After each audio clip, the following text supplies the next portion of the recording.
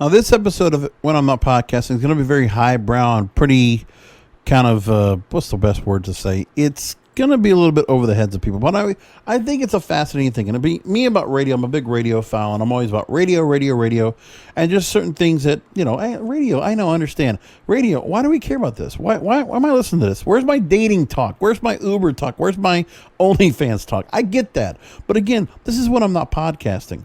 And when I'm not podcasting, I think about radio. I think about the career that I was part of for many years, and I still appreciate to this day. But unfortunately, I don't listen to that much because I'm not happy and I'm disappointed with the industry in general. The FCC greenlights a further review of geo-targeting proposal for FMs. Now, this is an interesting story. Let's talk about it.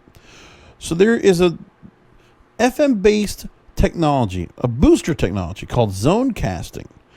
It allows broadcasters to create geo-targeted programming, and the FCC has voted unanimously to launch a rulemaking proceeding to whether they'll allow the system to be used by FM stations nationwide.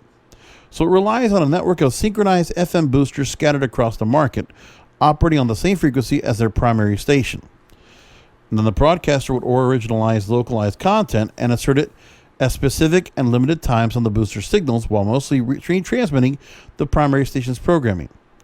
So that can mean airing commercial breaks differently on high school football games, depending on whether a market someone tunes in. So the idea is for stations to not be just jukeboxes, that what will happen is they will be able to go and create something where a station might have a set kind of programming, and then there are certain times where they could just drop in local, what's the best word I'm looking for? Local relevant content. There we go. That's what I'm looking for. So the idea would be a novel, technical, and public interest issue that would benefit from additional consideration, and that the operation would not unduly degrade the FM dial. Now, this is what's being said as well, is that there are certain stations that feel like this would be very important. The National Association of Black-Owned Broadcasters, they like this because it would enable their stations to use technology to provide targeted programming, news, and information in ways that current broadcasting technology does not permit. So we want to get a little more into what zone casting is, because that's the really fascinating part of all this. And so here's what we got from jdsuper.com talking about this. So again, stations would be able to zone cast or geo-target content within a parent FM station's primary service. So an FM station can air content that's different from the content broadcast by that station. So say you're listening to a station that's playing music, and it might be from some national setup, but you want to be able to not have, this is kind of a cost-saving measure, okay? Because then you can automatically then insert news, weather, and ads that are for the community served by the FM booster station. So geo-targeted ads, you might have heard of this before. See, if you're watching a YouTube feed and you're watching the pre-roll ad that comes in, how is it able to go ahead and find out that you're in a particular market, and you can watch a commercial that actually is a local advertiser that you might actually patronize in your neighborhood? Well, this is what this does.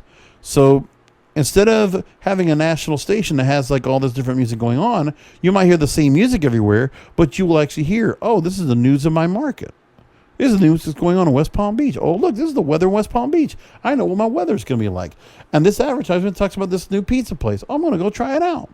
Or a new car place. I'm going to go try that out. That's the idea.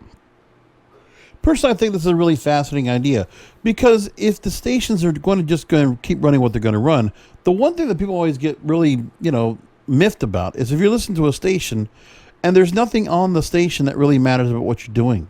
Like for me, okay, if you can't get somebody in to go ahead and host programming on the station, or you have other programming that's going on, and you can put some other content that's in there, and you can target it and make it something so that people will listen to the station for more information, then that would be a good idea. I was listening to an air check from a station that was in Miami called WMYQ. It was a top 40 station with a very diverse style of listenership. So the music was new, and their disc jockeys were very different. It wasn't always like high-end, loud, and proud, like, screaming DJs. Some of them were much different. But they had a different way to kind of present themselves. They had their contests. They had news, weather information, all the stuff that was going on, public service announcements, all this kind of stuff that was going on that created a local feel to the station. But how many stations don't have that?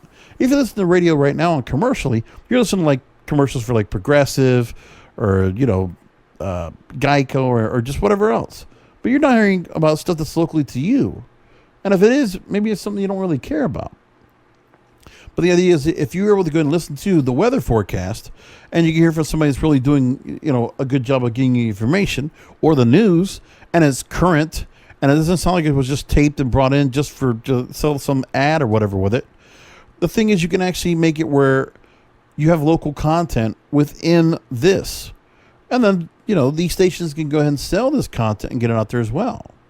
That wouldn't be a bad idea either. Sounds good to me. Anyway, I thought it was an interesting subject. You tell me what you think about it. By all means, go ahead and feel free to go ahead and email me, kingofpodcasts@yahoo.com. kingofpodcasts@yahoo.com. And I'll talk to you next time.